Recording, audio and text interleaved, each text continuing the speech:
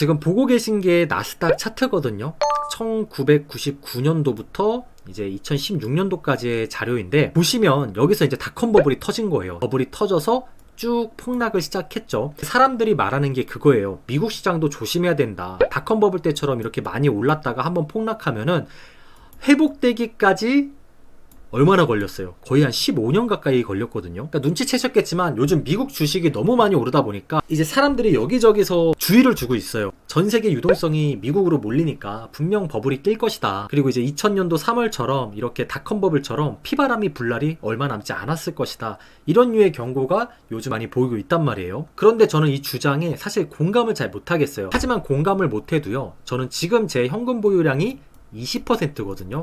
근데 빠른 시일 내로 30%까지 확보해 놓을 생각이에요. 혹시나 모를 폭락장이 와도 저는 손가락만 빨고 있기는 싫기 때문에 이렇게 현금 보유량을 늘릴 거거든요. 어차피 70%는 투자 중인 거니까 부담도 없고요. 방금 설명드린 것처럼 미국 주식도 버블이 한번 터지면 15년 가까이 전고점이 회복되는데 시간이 걸렸다고 말씀을 드렸을 거예요. 하지만 제가 말씀드리고 싶은 키포인트는요, 닷컴 버블도 이렇게 2, 3년 동안 폭락을 했을지언정 정작 꾸준히 오르고 있었다는 게 진짜 중요한 포인트거든요. 닷컴 버블 터지고 나서 현금이 어느 정도 있어가지고 2002년도 저점에 한번 매수를 했다고 생각해 볼게요.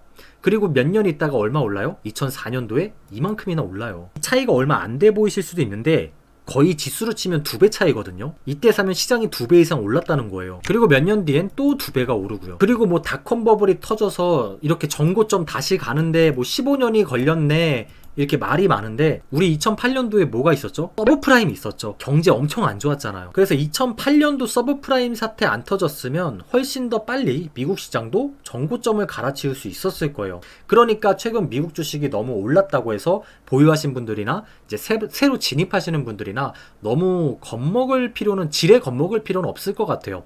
과거에 이런 지옥 같은 미국 시장에서도 꾸준히만 투자했다면요, 돈을 벌 기회는 충분히 많았다는 거예요. 두 배로 올라간 적도 있었다니까요. 사실 닷컴 버블이란 게 저도 지나온 과거를 보고 말씀드릴 수 있는 거지만, 아시겠지만 이때 기업들 실적은요, 꿈만 컸지 형편 없었고요. 요즘은 기술주의 행보와 특히 AI 관련 사업들은 어떤 것 같아요? 닷컴 버블 땐 아예 인터넷 기술 자체가 초기 단계였어요.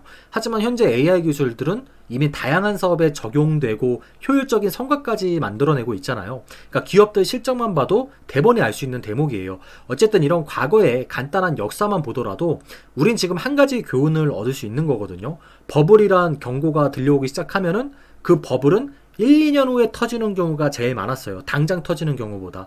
그러니까 설사 버블이 아닐 경우를 대비해서 장기 투자도 포기해서는 안 되겠죠. 많이 올랐을 때는요, 일정 비율, 최소 20에서 30% 정도의 현금 보유량은 미리 확보해 놓는 게, 시장에 좋을 때 확보해 놓는 게 오히려 현명한 전략이 될 수 있다는 걸 말씀드리고 싶었어요. 이 현금 비중이 나중에 정말 필요할 때 많이 도움이 되거든요. 특히나 장기 투자하시는 분들, 적리식 투자하실 분들께는 더더욱 되실 거예요. 심적으로나 상황적으로나. 그래서 저도 현금 비율이 20%이던 걸 본 계좌에서 일부 주식 조금 매도해가지고 30% 수준까지 빠르게 늘려놓을 계획이에요. 그 이상으로는 늘리지 않을 거예요. 참고로 요즘 워렌 버핏도 30년 만에 현금 보유율이 이제 거의 사상 최고치라는 기사, 이런 기사 요즘 자주 보실 거예요.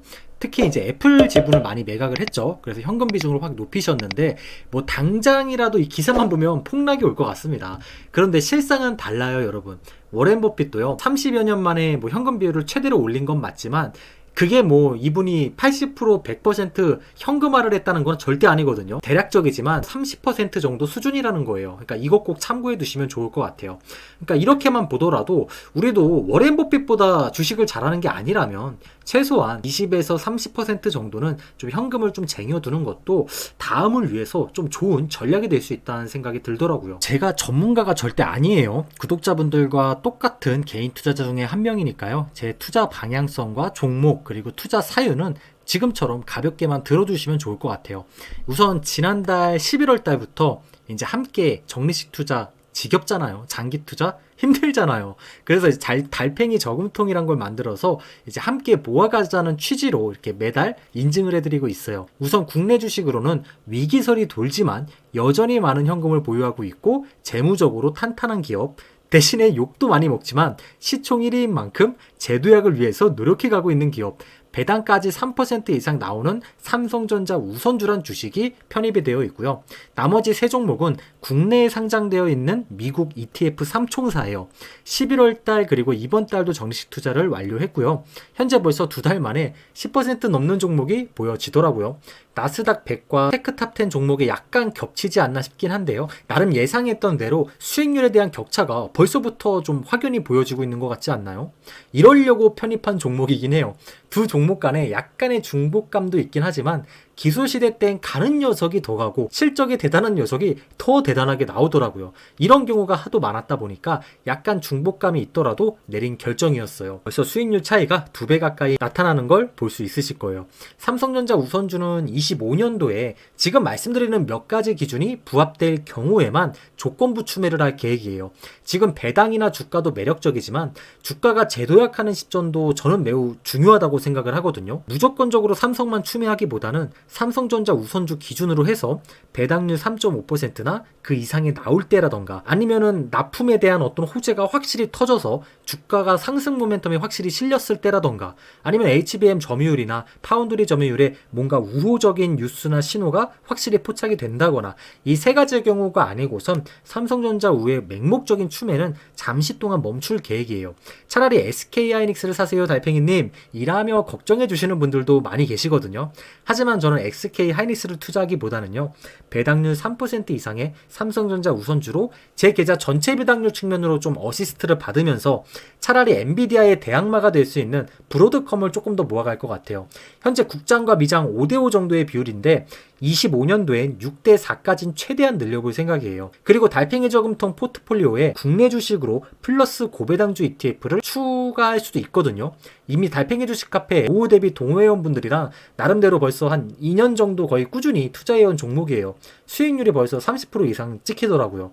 배당률도 5% 이상이에요. 그동안 저도 실제 이렇게 투자를 하면서 지켜보니까 수익률도 우수하고 배당률도 우수해요.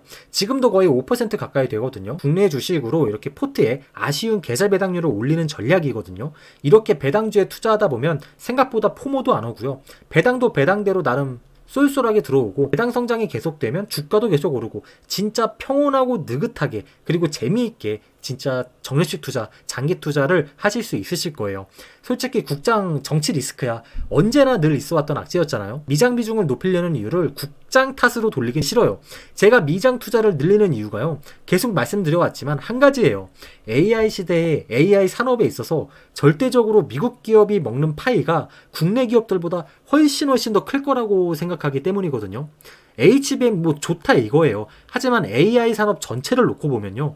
HBM이라는 것도 결국 AI 산업의 한 조각의 피자란 말이에요. 그래서 하이닉스 대신 브로드컴을 택할 것 같고요. 삼성은 꾸준히 보유하면서 배당적인 측면으로 이득을 얻어가면서 좋은 시점, 분명히 좋은 시점 올 거라고 저는 생각을 하면서 투자를 이어갈 생각이에요. 내가 좋은 옵션이 있으면 빼먹고 미장에서 또 내가 빼먹을 수 있는 옵션이 있으면 쏙 주워 담아 보자고요. 그리고 요즘 저보고 코인 투자는 안 하세요? 이렇게 여쭤보시는 분들이 계신데 저는 지금 코인에 투자하고 있진 않지만 코인에 투자하고 있거든요. 아마 지금 시청 중이신 분들도 자기도 모르는 사이에 지금 코인에 간접 투자를 하고 계실 거예요. 이게 무슨 말이냐면 비트코인은 세계에서 가장 많이 보유한 기업이잖아요. 마이크로 스트래티지가. 이 주식이 계속 코인이 오르면서 최근에 나스닥 100 지수에 편입이 됐거든요. 저희 달팽이 저금통에 이미 나스닥 100 ETF 있잖아요. 그래서 저는 코인에도 간접 투자를 하고 있는 거나 마찬가지 아닐까 하면서 스스로 위로를 좀 하고 있습니다. 벌써 이만큼이나 코인이란 게 우리 삶에 점점 깊숙이 들어오고 있는 것 같아요. 이런 식이면 코인장과 미장도 꽤 앞으로 동조화될 가능성도 높아질 것 같고요. 어쨌건 이제 QQQ나 나스닥 100에 투자 중인 투자자분들도 간접적으로나마 자기도 모르는 사이에 비트코인에 간접 투자하고 있는 거나 비슷한 형국이지 않을까 생각이 들고요. 솔직히 환율만 보면은 IMF나 과거 금융위기 시절과 별반 다르지 않다고 생각을 해요. 이 환율이 높은 만큼 원화 가치는 반대로 크게 떨어졌다는 소리니까요. 계속 이런 식으로 우리나라 환율이 상향 평준화되기 시작하면요. 힘들어지는 건 결국 우리들이에요. 우리들이고 기업들입니다. 기업들도 평소랑 똑같이 돈을 벌어도 고환율 시대에선 영업이익이 감소할 수밖에 없잖아요. 근데 만약에 산업에 잠깐 정체돼서 매출이 안 나오기라도 해봐요. 중소기업들이나 대기업들이나 허리띠를 졸라매야 되는 상황이 펼쳐질 수도 있을 거예요. 이게 바로 내년 25년도에 우리나라가 걱정해야 될 이슈거든요. 그러니까 고용이 줄어들면 보통의 사람들은 어떻게 하겠어요? 지갑을 닫아버리겠죠. 소비 당연히 줄어들고 전체적인 나라의 성장률도 시장과 함께 저조해질 거고, 그러니까 만약에 내년에 국장에만 집중 투자하실 분들이 계시다면은 재무 상태 잘 살펴보시고요. 되도록 각 산업의 1등 기업만 선택하시는 게 현명하지 않을까 싶어요. 그리고 이제 국민들도 바보가 아니잖아요. 또 금융에 무지한 사람들도 이젠 유튜브라는 매체를 통해서 진짜 열심히 공부하시는 분들 많단 말이에요. 개인 투자자분들이 돈 뭉치 들고 미국에 투자한다, 뭐 코인에 투자한다, 이런 기사 요즘 많이 나오고 있죠. 외화 유출이 너무 심각하다면서. 뭐 마치 문제야 마냥 적어놨던데, 근데 웃기지 않아요? 너무나 당연한 거예요. 문제를 알면서 고쳐주지도 않고 방치만 하는데, 바보도 아니고 언제까지 투자자들을 바보로 알고 눈 가리고 아웅할 수가 있겠어요. 상법 개정이라던가 상속세 인하라던가 배당소득세 분리과세도 그렇고, 성장할 수 있는 기업들과 개인 투자자들의 입장에서 고쳐야 될 부분은 하루빨리 고쳐졌으면 좋겠습니다. 저는 제 노후 준비를 위해서라도 이런 장기 투자 컨텐츠를요, 완성형으로 무조건 매듭 지을 생각이에요. 제가 말씀드린 대로 달팽이 저금통 종목들로 제가 원하는 노후 준비를 원큐에 해결할 생각입니다. 또 오늘 영상이 2024년도 올해의 마지막 영상이 될 것 같아요. 부족하지만 항상 응원해주시고 시청해주신 구독자분들께 올 한해도 정말 진심의 진심으로 감사드리고요. 올 한해 아쉬운 성적으로 마감하신 분들도 계실 테고, 반대로 좋은 성적표를 받아드신 분들도 있으실 거예요. 결과로만 평가받는 세상이긴 하지만 투자란 건 또 한 해로만 모든 게 결정되는 게 아니라는 거 다들 잘 알고 계실 거라고 생각이 들고요. 과정도 소중하다는 거예요. 올해 성적표는 한 해의 성적표일 뿐이고요. 앞으로 매듭을 지을 수 있는 사람이 되어야겠죠. 노후 준비를 하려고 시작한 투자면요, 노후 준비가 될 때까지 잘 매듭 지어 가시기 바랍니다. 함께하면 더 멀리 갈 수 있다고 생각이 들어요. 그러니까 올해 성적표로 너무 실망하지 마시고요. 반대로 자만도 하지 말자고요. 저도 초심 잃지 않고 어찌하면 구독자 한 분이라도 더 건강하고 안정적으로 안전하게 자산을 불려나갈 수 있을까를 항상 연구하고 좋은 동기부여를 드릴 수 있는 그런 유튜브, 그런 친구가 되어 드릴게요. 오늘 영상도 끝까지 시청해 주셔서 너무 감사드리고요. 도움이 되셨다면 좋아요와 구독, 꼭 알람 설정까지 부탁드립니다. 어수선한 시국이지만 행복한 연말 보내시기 바랍니다. 감사합니다.